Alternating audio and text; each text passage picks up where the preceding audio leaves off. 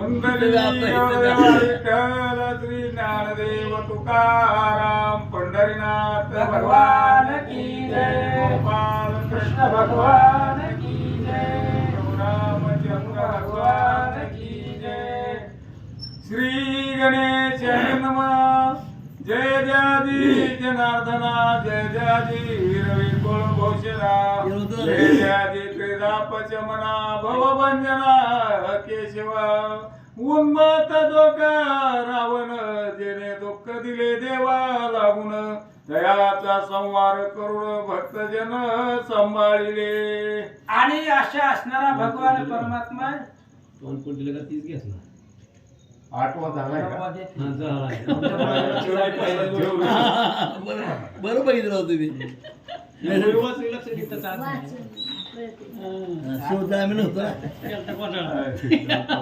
लक्षात आले असतील गणेशाय नमः। श्रीरामचरित्र अतिसुरस परिसतांत करणी उल्हास, सांडोनी आठव विसरास राममय झाले। रामचंद्राचं चरित्र आहे, अतिशय सुरस आहे, सुंदर आहे. आणि हा ग्रंथ याच्या आधी आपण कधी ऐकला नाही का? तुम्ही ऐकलाय कधी ग्रंथ? ऐकलं पहिलं, पण नाही दुसरं ऐकलं. आणि ही रामचंद्राचं चरित्र अतिशय सुरस आहे, अंतकरणामध्ये अतिशय उल्हास आहे. म्हणून हे असणारं चरित्र ऐकत असताना वृत्ती अंतकरण राममय झालं पाहिजे. वाचाय आता रघुवीर महिमा विशेष शोधावया धाविनले, मानस तवते उन्मत होनी निशेष राममय झाले। रामचंद्राचा महिमा आहे आणि रामचंद्राचा महिमा अतिशय श्रेष्ठ आहे. म्हणून भगवंत अंतकरणावरती सत्ता भगवंताचे, म्हणून श्रोत्याचं अंतकरण हित आहे का घरी आहे ही पाहण्यासाठी भगवान परमात्म्याने एक मनुदूत पाठवला. पण त्याच्या लक्षामध्ये आले की श्रोत्यांचं लक्ष मंदिरातच आहे, कथेवरच आहे. वाचा. बुद्धी धावली वेगे करो न गणावया, जगद्वंद्याचे गुण तवते बौद्ध रूप होऊन राममय झाली. आणि बुद्धीनं विचार केला, चला म्हणले भगवंताच्या गुणाचं वर्णन करावं. म्हणून भगवान परमात्म्याचं गुण आठवण्यासाठी बुद्धीनं धाव घेतली. पण त्या गुणापाशी आल्यावर, रामचंद्राच्या चरित्रापाशी आल्यावर बौद्ध रूपानं बुद्धी तिथं स्थिरावली गेली असं सांगतात. चितास आला वेस वर्णावया अयोध्याधीश, ते चैतन्य रूपे होनी विशेष राममय झाले. बुद्धीला स्फुरण आल्याबरोबर चित्ताला आवेश आला. म्हणले बुद्धी तिकडे गेल्यावर चित्त बी तिकडे पाहिजे. म्हणून चित्त सुद्धा भगवंताच्या कथेकडे धावलं आणि कथेला आल्यानंतर चित्त ही चैतन्य झालं. त्या परिपूर्ण परब्रह्मामध्ये चित्त समरस झालं आणि राममय होऊन कथेचा आनंद घेऊ लागला. पास घाली अहंकार पावेन राम कथाब्दीचा पार, तो ब्रह्मानंदे पुढे साचार निरहंकार होनी. अहंकारानं कास घातली, कंबर खोवून अहंकार पुढे आला आणि अहंकाराने सांगितलं राम कथेचा पार जे आहे शेवट शोधण्याचा प्रयत्न करू. जमल का? अहो 100 कोटी श्लोकांचं वाल्मिकी ऋषींनी लिहिलेलं रामायण आहे. म्हणून नाथ महाराजांनी सुंदरकांडामध्ये कोवी सांगितले, ग्रंथ असंख्य आणे आण, तेथेही आणे आण निरूपण, माझे असे भावार्थ रामायण सावधान अवधान. असंख्य ग्रंथ भगवंताच्या चरित्रावरती आहेत. रामायणाचेच असंख्य ग्रंथ आहेत, वेगवेगळे निरूपण तिथं आहे. पण रामकथेचा अंत कुणाला लागला नाहीये असं सांगतात. ऐकत रघुनाथ चरित्र निचळ ठेले श्रवणी, चित्त त्वचा आनंदमय होत इतर स्पर्श टाकून. आता इंद्रियाचा जी काय असणारा ज्ञान इंद्रिय आहेत, ते ज्ञानेंद्रियाचा विषय चालू आहे, त्वचा स्पर्श. आणि ती असणारी त्वचा सुद्धा या कथेला आनंदन आनंदमय झाली. आणि राम कथेचा स्पर्श व्यतिरिक्त दुसऱ्या स्पर्शाला चिटकावं असं त्वचेला वाटत नव्हतं असं सांगतात. राम पावया वेळोवेळी लक्षुनी घेतली आळी, रसनानंदे नाचू लागली राम चरित्र वर्णावया. डोळ्यांनी विचार दुसरं असणारं ज्ञानेंद्रिय डोळा आहे आणि त्या डोळ्याने विचार केला रामचंद्राचं स्वरूप पाहू म्हणून डोळे राम स्वरूप पाहण्यासाठी आले. रसना ते असणारे रसना म्हणजे जीभ आणि ते असणारे रसनेनं त्या रामकथेचं वर्णन करण्यासाठी तिला आनंद वाटला.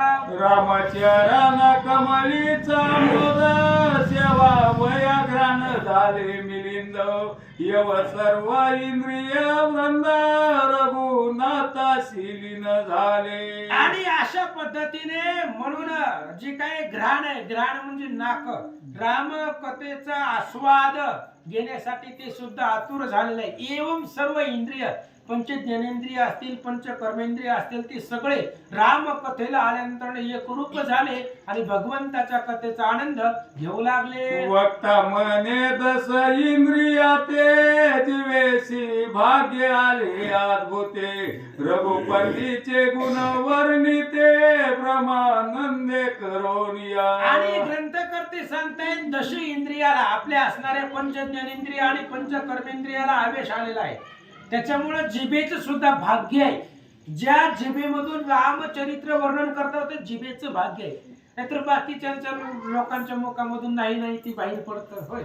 त्याच्यामुळं जिभेमधून सुद्धा रामकथा बाहेर पडण्यासाठी त्या जिभेचंही भाग्य लागतं आणि ते भाग्य आहे म्हणून रामकथेला आली असं सांगतात. श्रोते म्हणती मुचे श्रवण दस इंद्रिय माझी धन्य पुढे बोले कथा अनुसंधान अश्वमेधीचे सुरस. श्रोत्यांनी सांगितलं महाराज बास करा म्हणली. दश इंद्रिय पंच इंद्रिय सगळे या कथेमध्ये येऊन बसलं.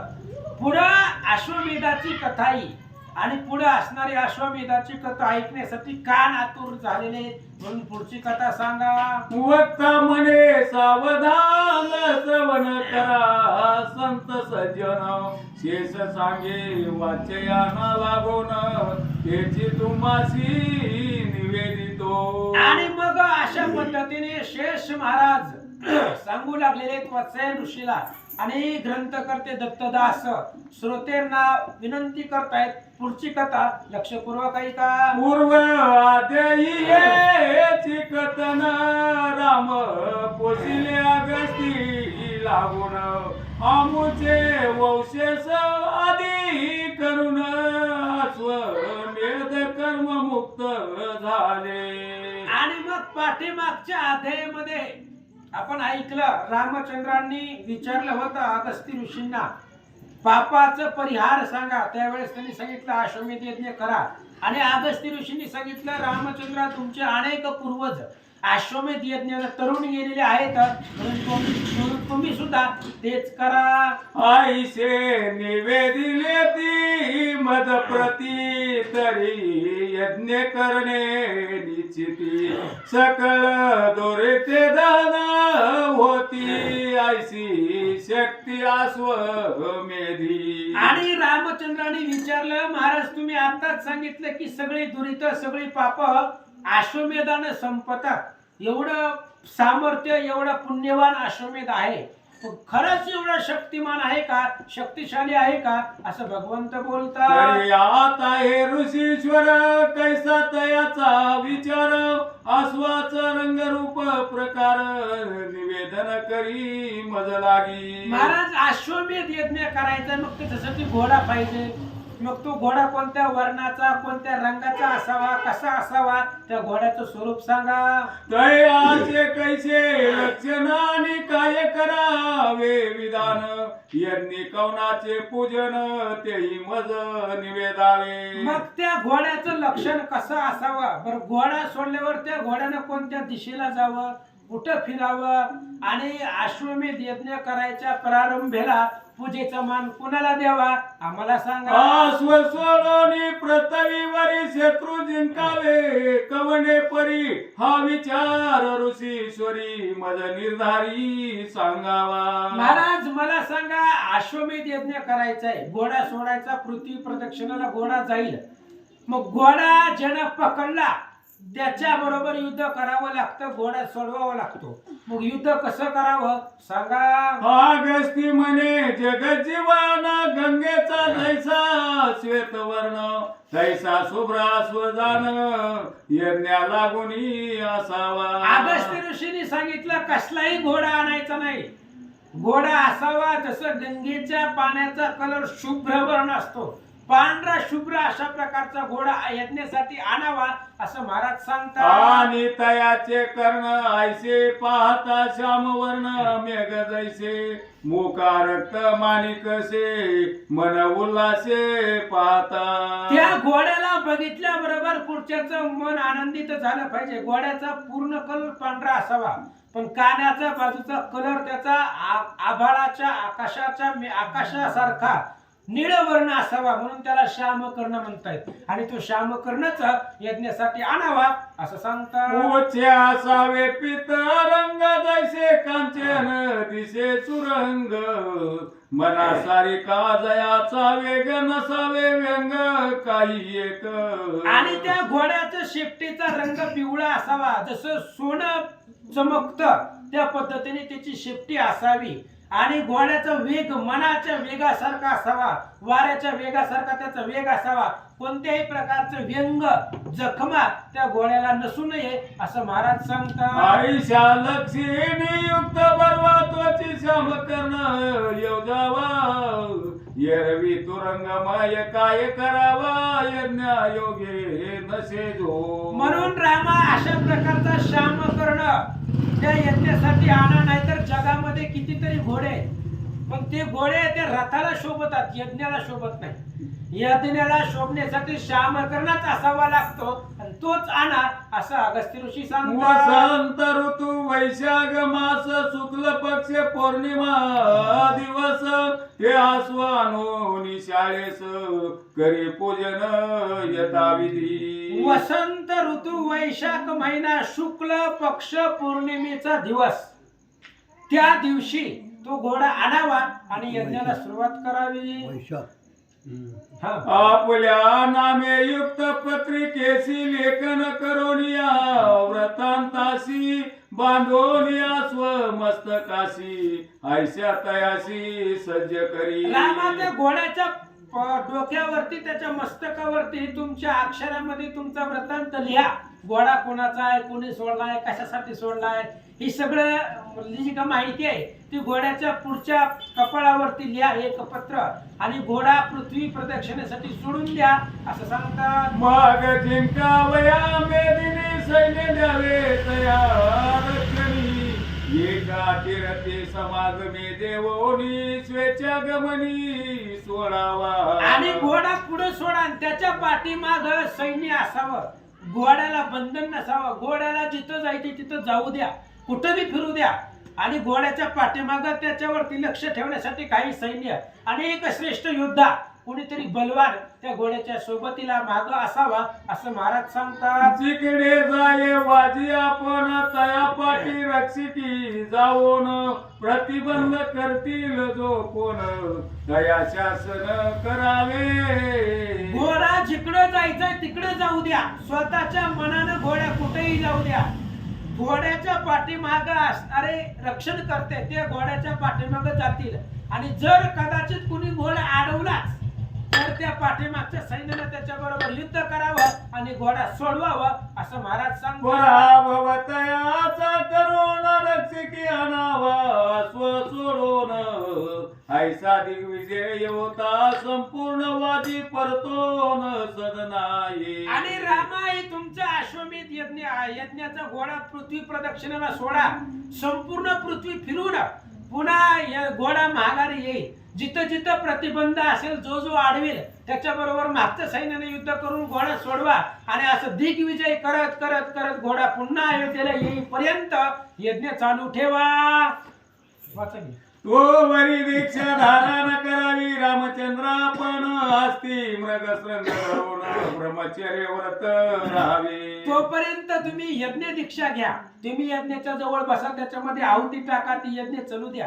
तुम्ही उठायचं नाही, तुम्ही बसा, व्रत बंद करा, ब्रह्मचर्य व्रत धारण करा. अशा प्रकारचे नियम महाराज सांगतात. आयसे एक संवत्सर पर्यंत राणे लागे व्रत अंध दिन आणि आतीत येता तृप्त करावे. 1 वर्षापर्यंत यज्ञ चालणार, 1 वर्षापर्यंत घोडा फिरणार आणि 1 वर्षामध्ये घोडा फिरून पृथ्वी प्रदक्षिणा करून माघारी येणार. तोपर्यंत तुम्ही यज्ञाच्या जवळ व्रतस्थ राहावं, ब्रह्मचर्य व्रत धारण करावं, जे जे अतिथी येतील त्यांना तृप्त करावं, असं अगस्त्य ऋषी महाराज अन्न सांगतात. वस्त्रादिके करून इच्छित तयाचे पूर्वी जाण आश्वयिता परतोन समाप्त करणे यज्ञाते. आणि अन्न वस्त्र पूर्ण त्यांना देऊन इच्छुकांचे ज्यांची जी इच्छा आहे ते त्यांना प्राप्त करून द्या. आणि अश्व जोपर्यंत माघारी येत नाही तोपर्यंत दान धर्म करा, असं महाराज सांगतात. येता विधी यज्ञ होता दान होईल पापाचे निरसन यज्ञ करता विमानी बसून जाईल सत्य स्वर्गासी. आणि असा जर तुम्ही अश्वमेध यज्ञ केला तर ते यज्ञाच्या बळावरती जन यज्ञ केलेला आहे तो सगळं पाप त्याचं संपल आणि विमानामध्ये बसून तो वैकुंठाला जाईल, असं अगस्त्य ऋषी तू सांगतात. त्रिभुवनासी अजिंक्य तुझ पुढे सकळ राजे होती रंक नसे तुझ लागी कलंक निष्कलंक मूळचा तो. अगस्त्य ऋषींनी सांगितलं, रामा घोडा सोडा, तुम्ही फक्त घोडा सोडा. तुमचं नाव त्या घोड्याच्या पुढे जर वाचलं पत्रिकेवरती तर घोडा कोणच पकडणार नाही. रामाचा घोडा आहे, कोण पकडणार आहे? ज्यानं रावण कुंभकर्णाला मारलेला आहे असा रामाचा घोडा आहे, कोणी पकडणार नाही. मला गॅरंटी आहे, कोण पकडणार आहे? फक्त असणार तुम्ही घोडा सोडा, सुखरूपपणे माघारी येईल, असं अगस्त्य ऋषी सांगतात. तू आजित आत्मा राम तू ते अश्वमेध असे सुगम तू जाणतासी असा सीमा परम सर्व क्रमी प्रवीण तू. तुम्ही अजित आहात, आत्माराम आहात, परिपूर्ण परब्रह्म आहेत, सर्व जाणणारे तुम्ही भगवंत आहात.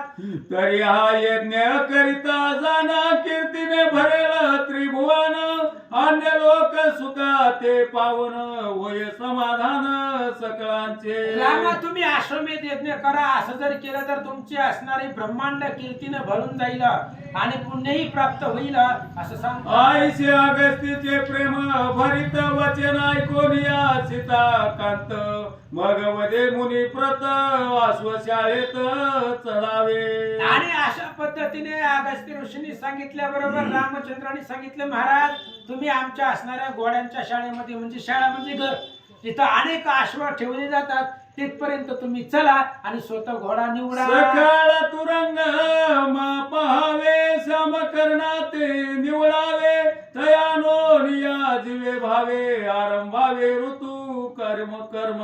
आणि तुम्हीच काम करा, महाराज सांगितले म्हणल्यावर तुम्हीच पुढे चला. तुम्ही चला त्या अश्वशाळेमध्ये, तुम्हाला सगळे घोडे आमचे दाखवतो. आशाम करणं घोडा आहे ती तुमचे तुम्हीच ओळखा आणि ती घोड्याला घेऊन तुमच्याच हातून सुरुवात करू.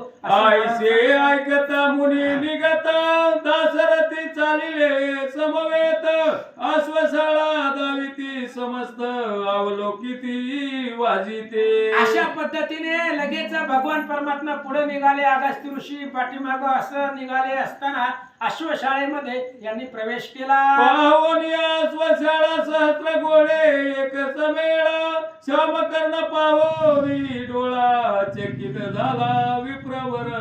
आणि मग हजारो घोडे ते असणारे यज्ञ घोडे अश्वशाळेमध्ये पाहिले गेले. त्याच्यामध्ये श्यामकर्णाला पाहिलं आणि त्या श्यामकर्णाचं स्वरूप पाहून अगस्त्य ऋषींना आश्चर्य वाटलं. मग बोले राघवा प्रती सर्व वारू उत्तम असती जो आवडे तो सोडा अक्षिती श्यामकर्ण असती सर्वही. आणि अगस्त्य ऋषींनी सांगितलं, भगवंत 1000 घोडे आहेत, सगळेच तुमचे श्यामकर्ण आहेत. त्याचं आम्ही वर्णन पाहिलं आणि सगळेच घोडे सुंदर आहेत, तुम्ही कोणता बी एक घ्या आणि यज्ञासाठी त्याची नेमणूक करा. सगळेच शामकर्णच आहेत असं अगस्त्य ऋषी तुझ्या सांगतात. स्वशाळा पाहून आनंद झाला माझा लागून आता कोणताही अश्व घेऊन यज्ञ साधन करावे. भगवंता तुमच्या असणारा अश्वशाळा पाहिली, मनाला समाधान वाटलं. सगळेच शामकर्ण आहेत तुमच्या अश्वशाळेमध्ये, त्यामुळे कोणताही घोडा घ्या आणि यज्ञाला चला असं महाराज बोलतात. ऐशा अगस्तीचे ऐकून वचन निघाले मुनी सवर्तमान आले शैरू तीरा लागून पाहिले स्थान यज्ञासी. अगस्त्य ऋषीचं बोलणं ऐकल्या बरोबर भगवंताने एक घोडा, कोणताही एक घोडा घेतला आणि शरयू नदीच्या किनाऱ्यावरती आले. आणि त्या शरयू नदीच्या किनाऱ्यावरती त्यांनी उत्तम प्रकारची जागा त्या यज्ञासाठी पाहिली. मग सुवर्ण हाले करोन भूमी सिद्ध केली नांगरोन दयावरी सुद मार्जन गोमय करोनी घातले. सोन्याचा नांगर होता आणि त्या सोन्याच्या नांगरानं ती जमीन जी होती, विडी वाकडी असेल, चढ उतार असेल, ती नांगरून जमीन सपाट केली, जागा शुद्ध केली. त्याच्यावरती गोमूत्राचं सिंचन केलं आणि जागा पवित्र केली. ती भूमी अति विस्तीर्ण औरस चौरस 4 योजन वरी मंडप केला शोभायमान ऐके वर्णन तयाचे. आणि ती भूमी अतिशय विस्तीर्ण होती. औरस चौरस म्हणजे लांबी रुंदी, त्याची लांबी रुंदी 4 योजन होती अशा प्रकारची. आणि वरती मंडप टाकलेला होता. त्या मंडपाचं वर्णन वाचा. नीलमण्याची उतारी सुरेख पाचूचे स्तंभ सोबती देख हिऱ्याची तुळवटे प्रकाशक माणिकांचा झोक चौकडे मध्ये भाग सकळ जडिताचा ऐसा मंडप तेथीच थाटपात भितारांचा सुशोभित दिसत पै मोतिकाच्या सोबती झालरी पाचूचे रावे मंडपावरी कोकिळा गाती नाना परी मंजुळ स्वरी रामगुण 4 दिशा लागून 4 द्वारे राखिले जाणायचा मंडप पाहता मन आनंदले सकळांचे. अशा पद्धतीने मंडप जी महाराजांनी वर्णन करून वाचलं, शुद्ध वाचन आहे त्याच्यामुळे सगळ्यांच्या लक्षामध्ये आलेलं असेल. अशा प्रकारचा मंडप होता आणि मंडप पाहिल्यानंतर सगळ्यांचं मन आनंदित झालं. चंद्र सूर्य ऐशा ज्योती मंडपा माझी प्रकाश ती सहस्रावधी विदुलता लता भासती जगमगित चौकडे. त्या मंडपामध्ये ज्योती होत्या लावलेले आणि असणारे त्या ज्योतीचा उजेड चंद्र सूर्याच्या प्रकाशा एवढा 1000 विजा चमकावे तेवढं तेज त्यांचं होतं. कपा मंडपाचे मध्ये भागी कुडे सुरेख घातली वेगी हे कृत वचिष्ठे आपुल्या अंगी केले जाण सकळीक. आणि त्या मंडपाच्या मध्यभागीला कुंड तयार केलेला आहे, निर्माण केलेला आहे. आणि ते कुंड यज्ञ कुंड तयार केलं वशिष्ठ महाराजांनी स्वतःहून पुढे सरकून त्यांनी ते काम केलं. मग वचिष्ठे सकळ ऋषी कारण पाठविले आमंत्रण यावे अश्वमेधा लागून रामदया घन पावया. वशिष्ठ महाराजांना सगळ्यांना फोन केले, कोणीही फोन न करता राहू नये, निमंत्रणाचं कोणी राहू नये म्हणून सगळ्यांना पत्र पाठवले, निमंत्रण दिले आणि अश्वमेध यज्ञासाठी या अशा प्रकारचा निरोप महाराजांनी सांगितलं. श्रुत झाले नारदासी आनंदे आले चर्यू तीराशी अमित भेटले मार्गाशी पर्वत शिष्यगण समवेत. नारद महाराजांनी ऐकलं राम अश्वमेध यज्ञ करायला, चला बघायला आपल्याला काम काय. म्हणून नारद महाराज आले, आनंदाने आलेले होते. नारदांना भूत भविष्याचं ज्ञान आहे. यज्ञाला गेल्यावर आपल्याला आनंद येईल म्हणून आलेले होते. रस्त्याने येताना असंख्य ऋषी समुदाय त्यांना भेटला. कपिल महामुनी येता पहिले जातू करणे तयासी भेटले अंगिरा आर्तिष्ट पेन पातले आत्री आले ते काळी. कपिल याज्ञवल्क महामुनी अरिष्ट अंगिरे अशा प्रकारचे आत्री महाराज ऋषी सगळे यज्ञासाठी आले. आसुरी हरित तत्वरे करुणा याज्ञवल्क येतील ग बघिना आणि सुखाचार्य पावन तेही जाण पातले. येते झाले ऋषी मंडळ यज्ञ मंडपी प्राप्त सकळ आयसे पाहता तमाळ निळ भेटला सत्वर मुनिवर्य. अशा पद्धतीने सगळे असणारे ऋषी मंडळी, शुकाचार्य आहेत, यज्ञवल्क आहेत, सगळे आलेले होते. रामचंद्राला पहिलं दर्शन घेतलं. रामाने सगळ्यांचा मान सन्मान केला.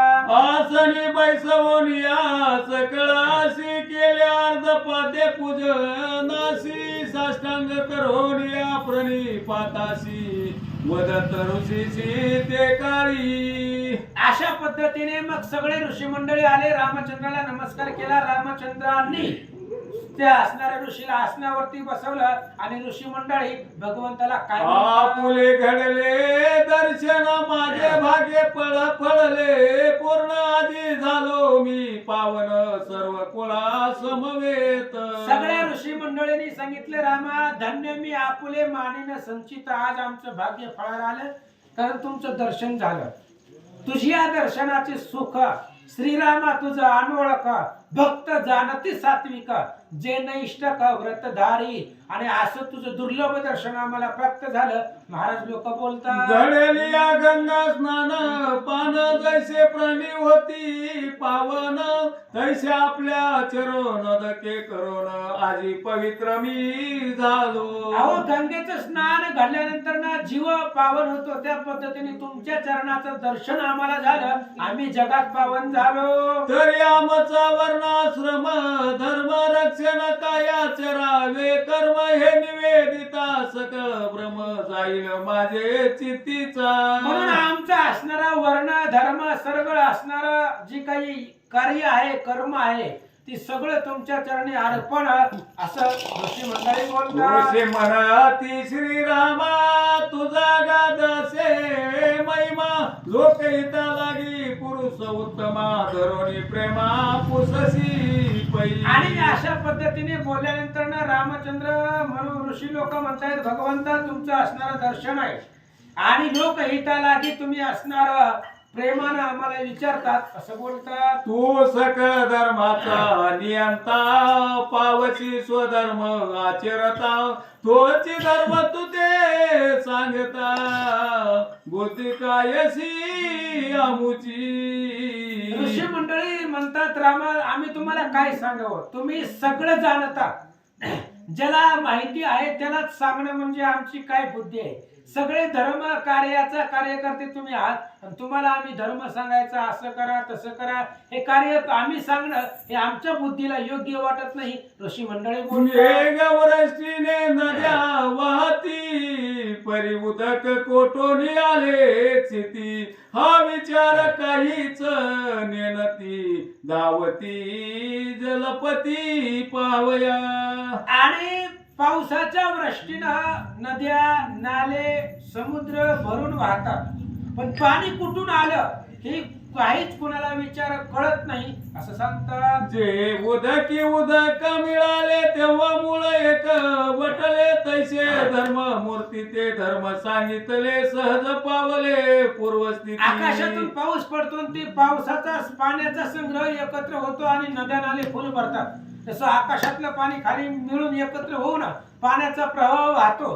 तसं धर्ममूर्ती तुम्ही आहात आणि तुम्हाला आम्ही धर्म सांगतोय हे असणार योग्य नाही असं ऋषी मंडळी बोलतात. परे सांगतो येता मती तो ऐकावे रघुपती ब्राह्मण क्षत्रिय वैश्य मनती शूद्र जाती चौथी पै. म्हणून भगवंत यथामतीने सांगण्याचा प्रयत्न करतो ते तुम्ही ऐका. 4 वर्ण आहेत, ब्राह्मण वैश्य क्षत्रिय शूद्र अशा प्रकारचे 4 वर्ण. पुढं जे परंपरागत चालले धर्म ते ते आचरती स्वकर्म परी ठावे नसे मूळ वर्म तेने श्रम पावती. परंपरागत चाललेले धर्म वर्ण आहे.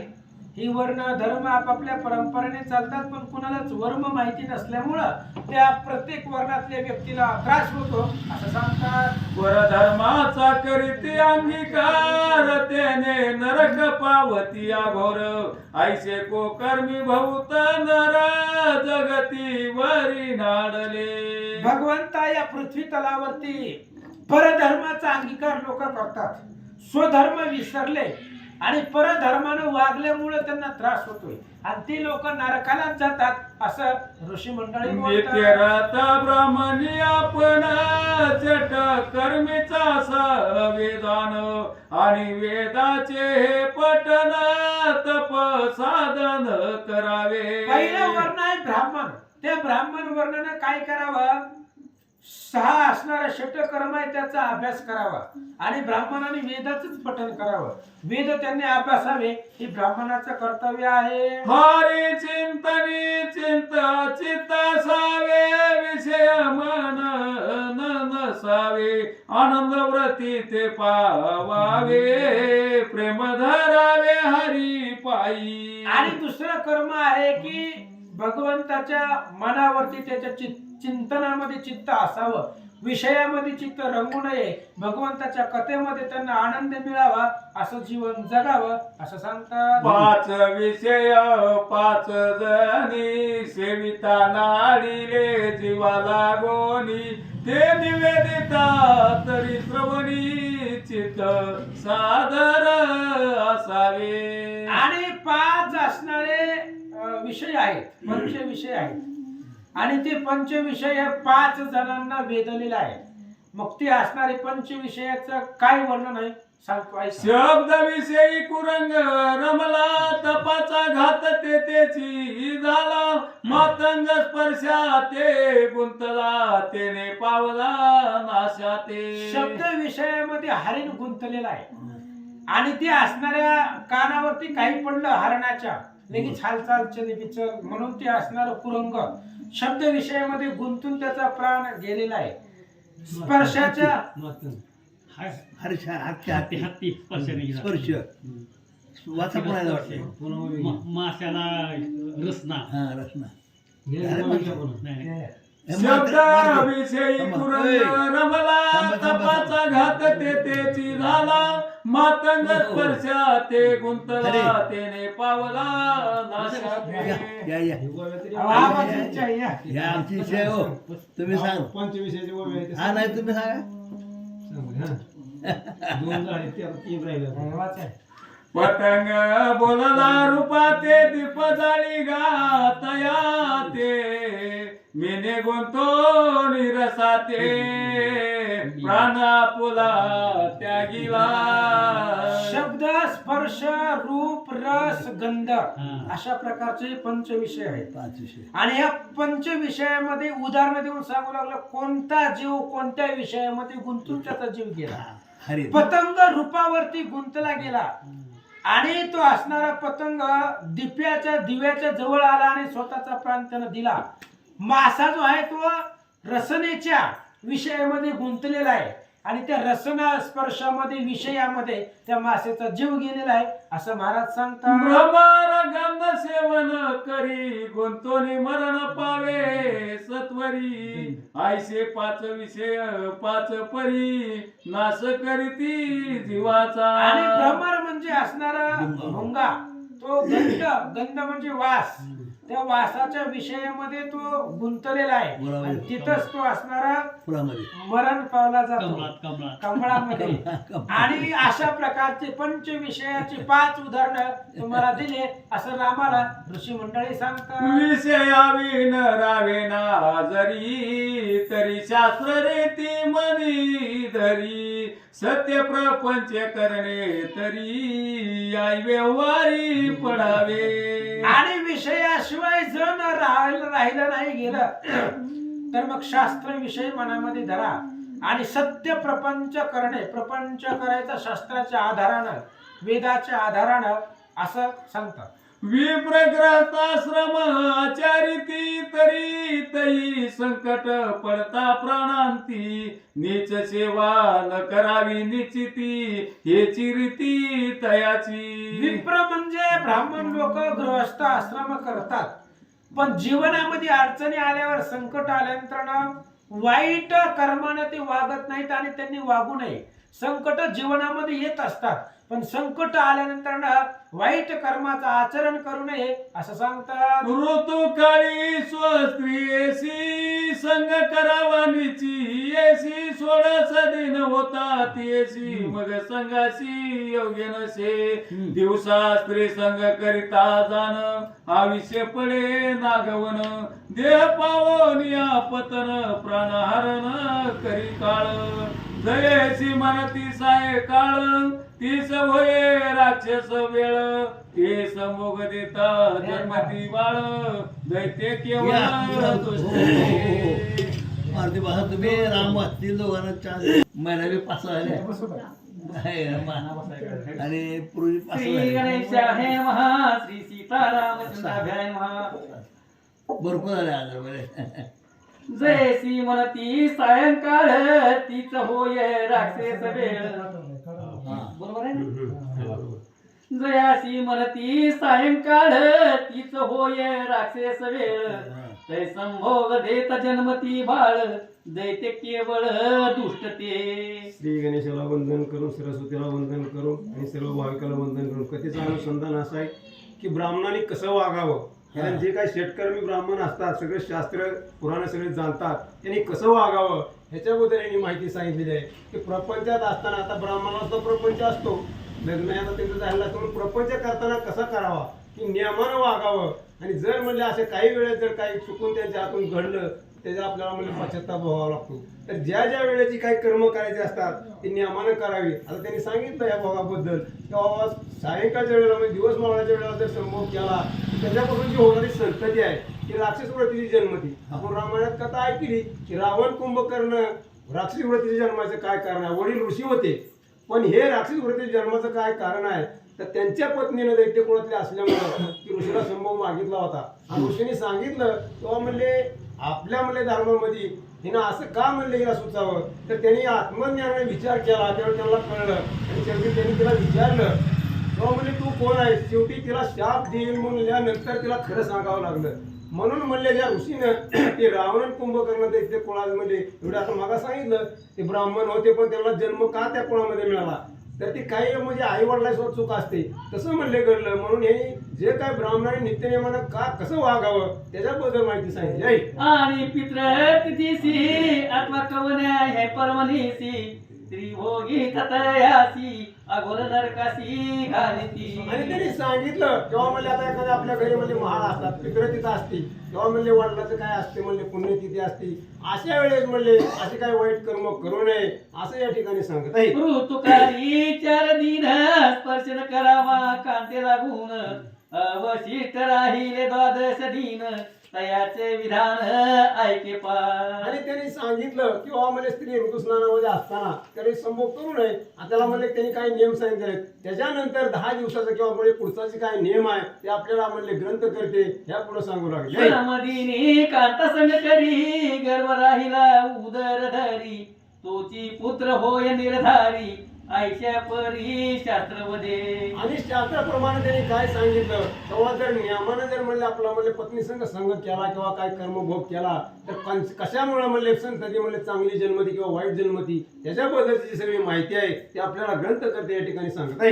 मदीन करिता संग तोच कन्याचा जाण योग लागेल जीवासी हृदय रोग स्थळ चांग मिळे कैसे. आणि मग त्यांनी सांगितलं की बाबा म्हणले कोणत्या दिवशी जर कोणता संभोग जर केला तर त्याला म्हणले मुलगी जन्माला येते आणि मुलगी जन्माला येऊन कोणाच्या स्त्रीला काही म्हणजे आजार जडतात म्हणजे असं जी काही शास्त्रीय कारण आहे ती त्याच्याबद्दल ग्रंथ करते माहिती सांगत आहे. परी कन्या दानाचे फळ पृथ्वीदाना समान केवळ सालंकार करिता निर्मळ सकळ कुळ उद्धरे. मग त्याच्यामुळे म्हणले जर मुलगी जर जन्माला घालायची असेल तर आपण म्हणले शास्त्राचा नियम धरूनच म्हणले पुढचं सगळं कार्य करावं लागतं. कारण पृथ्वी म्हणजे एक म्हणले आपलं मुलगी म्हणजे पृथ्वीसारखी आहे म्हणले पृथ्वी दान दिल्याचं फळ मिळतं म्हणले मुलीचं कन्यादान करून दिल्यावर. म्हणून म्हणले मुलगी कशी जन्मावी तर सोज्वळ जन्मावी चांगली जन्मावी रोगिष्ट किंवा आजारी असल्या मुलगी जन्म नये. कारण आपण जर कर्म चांगलं केलं तर संतती चांगली होत असती.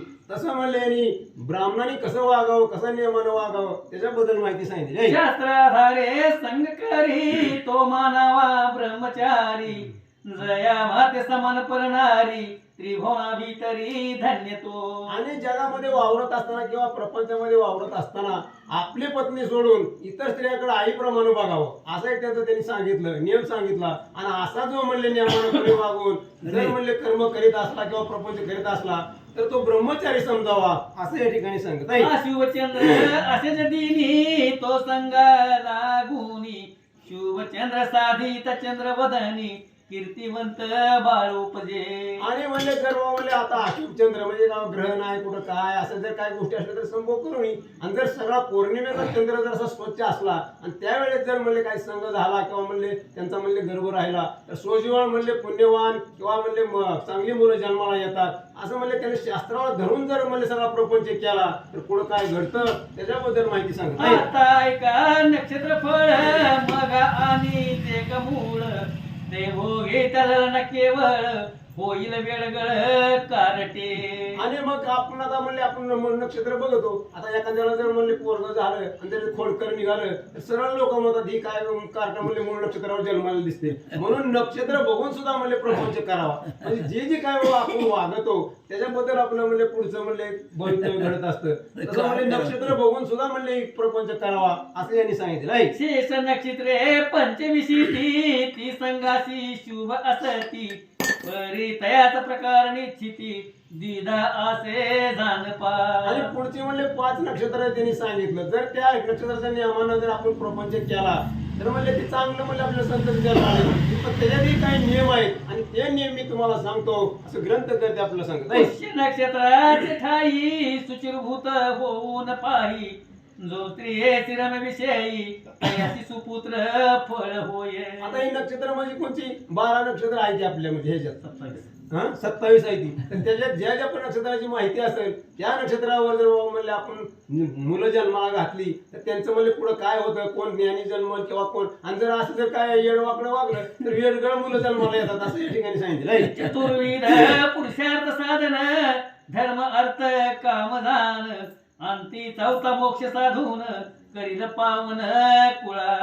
आणि जर आपण बाबा शास्त्राच्या नियमाप्रमाणे जर वागलो तर म्हणजे 4 पुरुषार्थ आता यांनी कोणते आता ही रामायणामध्ये सांगितले 4 पुरुषार्थ म्हणजे राम लक्ष्मण भरती 4 पुरुषार्थच आहेत तसा म्हणजे 4 पुरुषार्थ परमार्थ आपलं प्राप्त करणारा मुलगा जन्माला येईल असं या ठिकाणी सांगत आहे. उदरी पुत्र व्हावा एक जो कुळासी न लावी कलंक गाजवी कीर्तन त्रिलोक भगीरथ ख धन्य तो. आणि कुळामध्ये जन्म कसा मुलगा कसला जन्माला यावा तर त्याचा म्हणले त्रिभुवनामध्ये डंका वाजावा असला मुलगा जन्माला यावा म्हणले नाहीतर जन्मून तरी त्याचा काय उपयोग आहे किडा मुंग्यासारखा. म्हणून म्हणले जर शास्त्राच्या नियमाप्रमाणे जर वागलं प्रपंच जर केला तर अशी मुलं जन्मतात असं या ठिकाणी सांगत आहे. आपुले पितर जे सगर तयांचा व्हावा उद्धार भागीरथी आणली भूमीवर तोची उपकार झाला जगी. आणि मग त्यांनी रामालाही त्यांनी रुचीने माहिती सांगितली किंवा म्हणजे आपला जो म्हणले पूर्वज होता सगर राजा त्यानं म्हणले पृथ्वीवर म्हणले ती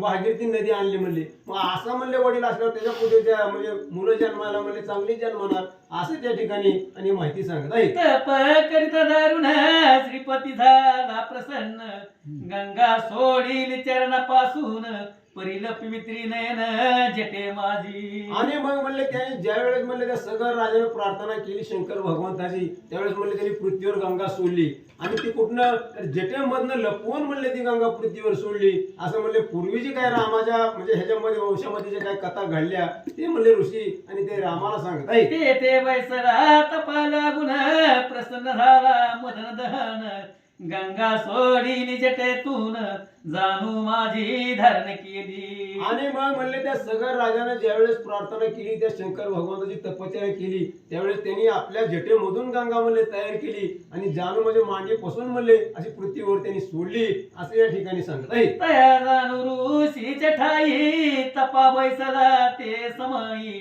सोडविल ते जाणविल वलाही भगीरथ जाण प्रयत्न. आणि त्या जटेमधून जी निघालेली गंगा होती त्याने आपल्या जानूमध्ये मांडीमध्ये दाबून धरली होती.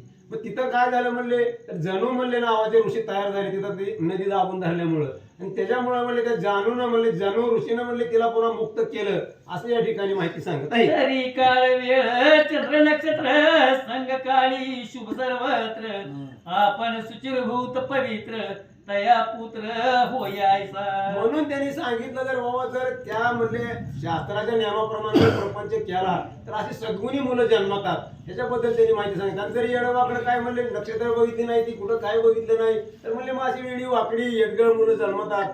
असं त्यांनी आपल्यासाठी जे काही एवढं सांगितलं ते आपण प्रपंच कसा करावा आणि कसं वागावं ह्याच्याबद्दल यांनी सांगितलं. आता एका विवाहिती अष्टसंख्ये करून असती आर्ष विवाह उत्तम बोलती म्हणून करती सज्ञाने. आणि मग म्हणले आता आपण लग्न करताना विवाह करताना कसा करावा किंवा म्हणले काय बघावं नेमकं ते म्हणजे त्याच्याबद्दलची काही माहिती आहे ती ग्रंथ करते आपल्यासाठी या ठिकाणी सांगत आहे. कन्यादान समय जाण वसासह गोप्रदान देता तयावराला गुण फळ अधिक दानाचे. मग म्हणले आता दान आता करताना आपण आता हुंडा देतो किंवा म्हणले कन्यादान करून लग्न देतो तर जी जी काय आपल्याला द्यायचंय जावायला युवायला जी काय आपल्याला भेट वस्तू द्यायची त्या ती चांगल्या असाव्या.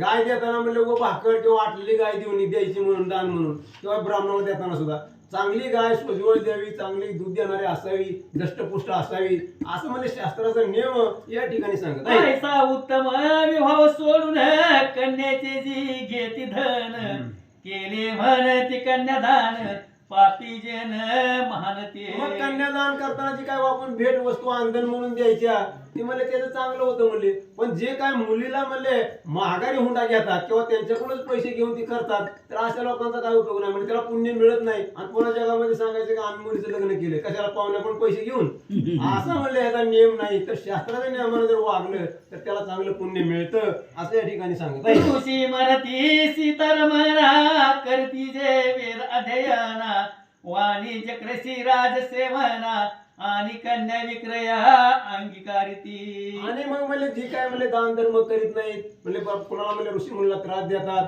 किंवा म्हणले मुलीचं लग्न करताना त्यांच्याकडून पैसे घेणं या अशा लोकांना म्हणले त्याचं पुण्य मिळत नाही. लग्न केलेलं किंवा एखाद्या म्हणले दान धर्म केलेलं तर असं वाईट लोकांबद्दल असं या ठिकाणी सांगत आहे. स्नान संध्या दिन करीती आणि परधर्म आचरिती आपुले कुळ नरक प्रती नेती निश्चिती अधमते. आता ही माहिती कुणासाठी सांगितली तर ही ब्राह्मणासाठी सांगितली. आता अजून पुढच्या ह्याच्यात येईल उद्याच्या अध्यायात येईल किंवा आता येईल वैश्यासाठी काय क्षत्रियासाठी काय चार जी वर्ण आहेत त्या चारही वर्णासाठी ही माहिती सांगा. आता फक्त ब्राह्मणाचं चालू आहे ब्राह्मणाने कसं वागावं म्हणून या ब्राह्मणाबद्दलची काही सगळी माहिती असावी. शेतकरी ब्राह्मण असावी ज्ञान सांगताना त्याचं काय म्हणलं आपल्याला घेऊन ये जेवढी दान दक्षिणाची तेवढीच घ्यावी चांगलं पुण्यकर्म करावं सुचिरभूत राहावं अशी जी जी काय ब्राह्मणाबद्दलची माहिती आहे शेतकरी ब्राह्मण असावे त्यांच्याबद्दल माहिती सांगत आहे. ग्रहस्थाश्रमी असता जाण मुख्य करावे अन्नदान गळमूळादी करून अन्नदान श्री. अतिरागी अर्पावे. आणि मग त्यांच्या घरी जर बाबा एखादा मागायला कोणी अतिथी आला त्यांच्याकडे आता ब्राह्मणाकडे तर जमिनी पहिल्या चांगल्या होत्या त्यांच्याकडे जे काय आपल्याला धन जर आपल्या जवळ असलं तर दान धर्म करायला काय हरकत नसती. दारातला आलेला अतिथी विनमुख जाऊन द्यायचा ना. मग म्हणले तुम्ही काही थोडं का देणार पण तसा परत जाऊन द्यायचा नाही अशी ते म्हणले ब्राह्मणाची वृत्ती असावी असं याच्याबद्दल सांगतात. सतपात्र अतिथीसी दान करीत निचेसी गोप्रधानाचे पुण्य त्याची प्राप्त होय अनायसे. सत म्हणजे सतपात्री म्हणजे कसं चांगल्या परीने त्याला बोलवावं त्याचे म्हणले अतिथी घरी बोलवून त्याची पूजा बिजा करून त्याला भोजन घालावं. असे जे काही शेतकरी ब्राह्मण किंवा म्हणले चांगली लोक असतात दान धर्म करतात त्यांना पुण्य मिळतं म्हणून म्हणले दान करताना सुद्धा चांगलं दान करावं असं याबद्दल सांगत आहे. जे ते अतिथी सत्कार होय निराश होऊनी परत जाय ते अन्य जन्मीच्या पुण्याचा लय सत्य जाण होत असे. किंवा त्यांनी सांगितलं जर बाबा असा जर अतिथी विनमुख माघारी गेला तर त्याच्या मनातनं म्हणजे तो काहीतरी शाप देत असतो आपल्याला काहीच वाढलं नाही किंवा त्याचं मन दुखावलं जात असतं. मग म्हणलं ह्यांचं काय होतं तर जी काय पाठीमागचं पुण्य जे ह्यांच्या पदरात असतं त्याचा सुद्धा क्षय होतो. मागचं जी काय पुण्य असती ती सुद्धा नष्ट होते अशा लोकांची असं याबद्दल सांगत आहे. अन्न न देता अतिथीसी आपण करी भोजनासी दय अन्न नव्हे पापरासी भक्षिता जाण तयाने. किंवा आपल्यापाशी अन्न आपल्यापाशी आहे किंवा आपण जेवायला बसलो आणि एखादा जर माणूस भुक्याला आला आपल्या भाकरीतली भाकर अर्धी जरी त्याला जरी त्याचं पुण्य मिळतं आणि त्या आल्याला जर म्हणले आपणच खायचं आणि त्याला काय द्यायचं नाही अशी जर वृत्ती धरली तर त्यासारखं पापी कुणी नाही असं या ठिकाणी सांगतात. आणि तयाच्या ग्रहीचे अन्न देव पितरन घेती जाण मानवी न करीती भक्षण ज्ञाते जन तया स्थानी. आणि मग म्हणले असा जर कोणी माणूस असेल तर ज्ञानी लोक असल्याच्या घरी म्हणजे जेवत सुद्धा नाही ती किंवा त्याचा अन्न सुद्धा घेत नाही ती दुसऱ्या घरी जातेली पण असल्या पापी लोकांचं अन्न ती सेवन करीत नाही. ज्याला कळतं तीच आता ज्याला कळत नाही ती काय कोणाचं खाते त्याचा विषय नाही पण ज्ञानी आहे ती असल्या भ्रष्ट लोकांचं अन्न कधी घेत नाही ती असं या ठिकाणी सांगत आहे. षष्टी आणि अष्टमीस भक्षण करिता तैले मांस तयासी असे महादोष मरतीवर जे करावे. आता त्यांनी काय षष्टी म्हणजे 6व्या तिथीला आणि 8व्या तिथीला जर बाबा म्हणले तेलगट किंवा एक मांसाहार जर केला तर त्याला तेही नाही म्हणले. असं या ठिकाणी जे जे काही शास्त्राच्या विरुद्ध वागतात त्याच्याबद्दल हे सांगत आहे. पौर्णिमा आणि चतुर्दशी न जे करी जाण मैथुनासी स्मर्शून करावी तया दिवशी चतुर्वर्णी जाण पार. बरे सह वर्तमान आपण कधी न करावे भोजन तैसाच एक वस्त्र करून न करी सेवन अन्नाचे. भोजन करिता कांता जाण तेशी नक्की जे अवलोकन मुखाने अग्नी लागून फुंकून हे सर्वथा.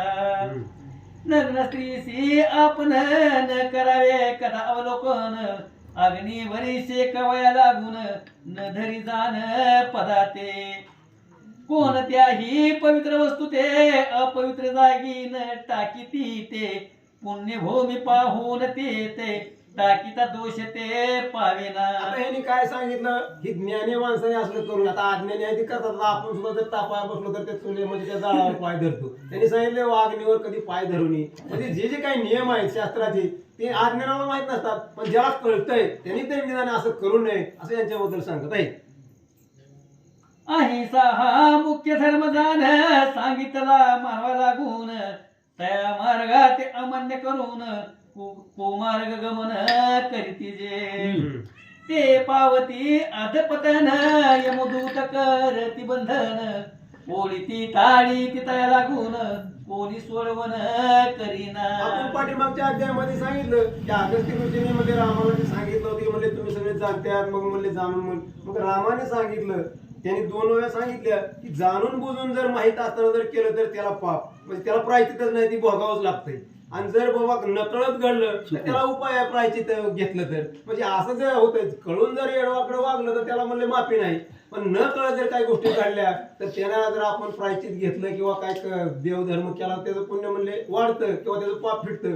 पण जाणून बुजून जर माहित असताना जर केलं त्याचं पापच फिटत नाही त्याला भोगावंच लागतं असं या ठिकाणी सांगत आहे. प्रांतकाळी न करी भोजन तैसेच सायंकाळी जाण हे अकाळ असती पूर्ण भक्षिती दुर्जन त्यावेळे. मग काही लोकांना कधी जेवावं सुद्धा कळत नसतं म्हणजे टाइम टेबलच नाही. पहाटे तरी जेवायचं नाही तर मग रात्री 12 वाजता तरी जेवायचं. मग काही जेवणाची वेळ आहे का? मग असे जे काही लोक असतात यांच्याबद्दल सांगितलंय हे राक्षसी वृत्तीचे असतात. म्हणून म्हणले शास्त्राप्रमाणे वागावं. दिवस मावळायच्या अगोदर म्हणले जेवण करावं किंवा सकाळी दिवस उगवल्यानंतर देवपूजा झाल्यानंतर जेवावं शास्त्र नियमाप्रमाणे वागावं. ते असं असलं तर म्हणजे चालतं पण ज्यांना काही कळत नाही का पहाटे बी जेवायचं रात्री 12ला बी जेवायचं म्हणजे त्याच्यामुळे यांनी असे आपल्याबद्दल माहिती सांगितली. पुरुष बघाईचे मैथून जे कोणी पाहती जाण तयाची होय अधपतन म्हणून सुज्ञन देखती. आकाशामधून इंद्रचाप ते देखता महापाप येऊन यमाते कोप होईल ताप अनिवार्य. निशीचे जे उरले अन्न जे का असती श्रीमान त्यानी न भक्षावे आपण दूषित जाण होय ते. किंवा म्हणले रात्रीचं काय अन्न शिवाय राहिलं असतं म्हणले ते स्त्रियांनी म्हणले सकाळी कधी खाऊ नये. म्हणजे जे जे काही प्रपंचात नियम असतात आता आपला अज्ञान असून आपल्याला कळत नाही वाटोळ कसं होऊन देवा म्हणून आपण खातो पण त्याचे नियम आहेत. मग त्याच्याबद्दल म्हणले कसं वागावं आपण प्रपंच करीत असताना कसं राहावं हे आपल्यासाठी सगळं ग्रंथात जे त्यांना एवढं लिहायचंय ते आपल्यासाठी आहे. निदान मी म्हणतो ह्यातलं 10% जरी आपल्या लक्षात आलं तरी बाद झालं. 100% नका काही ना. स्त्रीन पुरुष जे असती भाषण करावे त्या प्रती संगती करिता अधोगती प्राप्त सत्वरी होय पै. दुर्गुण लागे सकळ गोड सद्गुण जोडता अवघड आयची जगा माझी रूढ धरिती आवड दुर्गुणाची. आणि जगात म्हणजे कसं आहे वाईट गोष्टी माणसाला लवकर म्हणले लवकर आवडतात आणि जर म्हणले चांगलं वागायचं म्हणलं तर अवघड आहे, कारण सगळं म्हणले करावं लागतं नियमाप्रमाणे, आणि इथं तर नियमानं वागायला जमत नाही.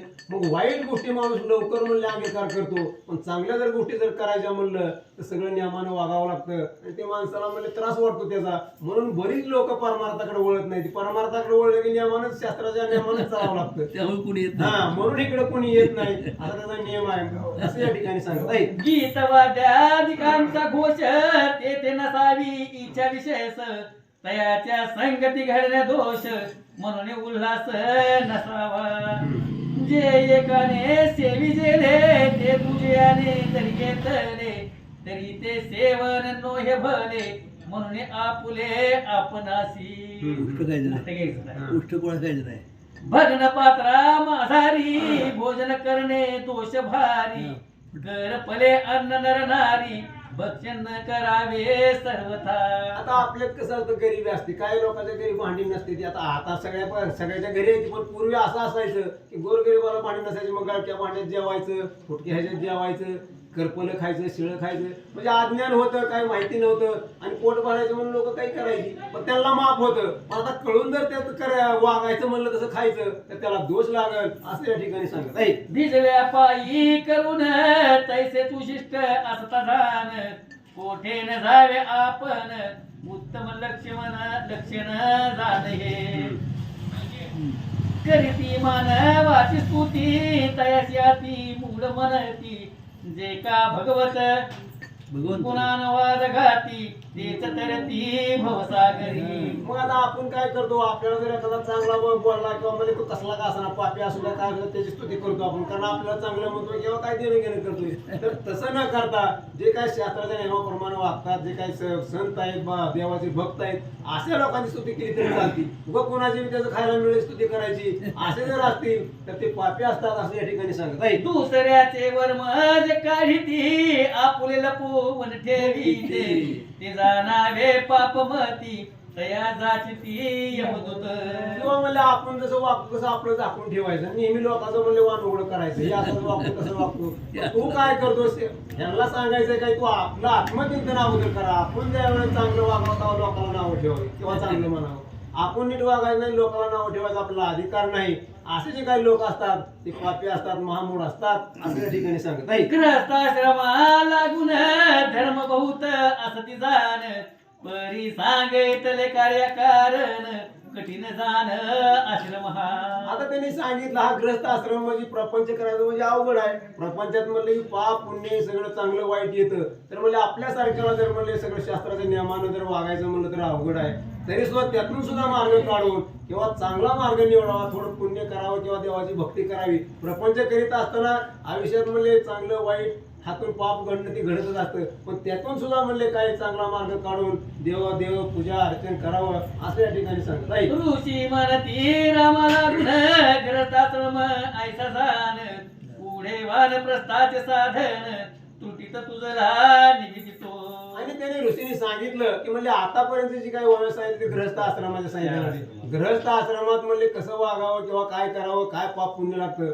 पण वानप्रस्थ आश्रम म्हणजे म्हणले ही प्रपंच सोडून वानप्रस्थ आश्रमात कसं वागावं किंवा म्हणले प्रपंच सोडून देवधर्म करावा किंवा काय तपस्या करावी, हे कसं करावं ह्याची माहिती मी तुला सांगतो असं या ठिकाणी ऋषी सांगतात. वर्तमानापण अथवा एकलेची जाण, निसिधी सेवावे कानन घालून आसन बैसावे. आता आपल्यातली लोक काय काय मूर्खस्थूर प्रपंच सोडित नाही.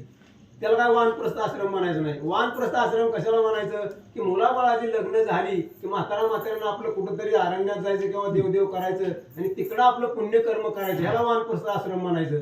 तर आता लोक काय करायचे मूर्खस्थूर प्रपंच सोडित नाही. तर वानप्रस्थ आश्रमात कसं वागावं त्याच्याबद्दलची माहिती मी तुम्हाला सांगतो असं या ठिकाणी सांगत आहे. मन यावे ईश्वरी निष्कामपणे ध्यान धरी, आशा तृष्ण कामादी वैरी त्यागी दुराचारी सर्व हे. मग वानप्रस्थ आश्रम स्वीकारत असताना सगळ्या म्हणले आपला आशा आकांक्षा म्हणले मनाच्या काय म्हणले जे असेल ते सगळं सोडून द्यायचं. काय म्हणले प्रपंचाचा विचार करायचा नाही. फक्त म्हणले आपलं जे काय पुण्यकर्म करायचं तेवढं ध्यानात ठेवायचं. म्हणले काय महाग काय का होईना म्हणले फक्त आपलं देवदेव करायचं किंवा देवाची प्रार्थना करायची एवढंच करायचं. त्याला वानप्रस्थ आश्रम म्हणतात असं या ठिकाणी सांगत आहे. वैराग्य असावे कडकडीत विचार राखावा मनात क्षमा दया शांती नित्य भूत मात्री असावी. आणि मन कसं असावं तर वैराग्य असावं. सगळ्याकडे पाहण्याचा दृष्टिकोन सारखा असावा.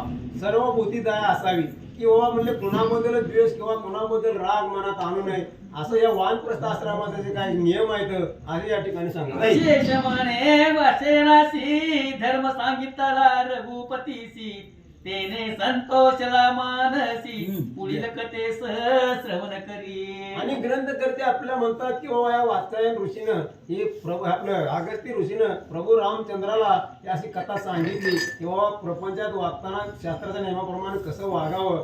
आणि पुढचा जो भाग आहे ते आपला ग्रंथकर्ते पुढच्या अध्यायात सांगते असं या ठिकाणी ती सांगितलं. कथा असे सुंदर अश्रू सोडतील प्रतिबिंबर श्रवण करिता अग पाप साचार नाश पावेल सकळांचे.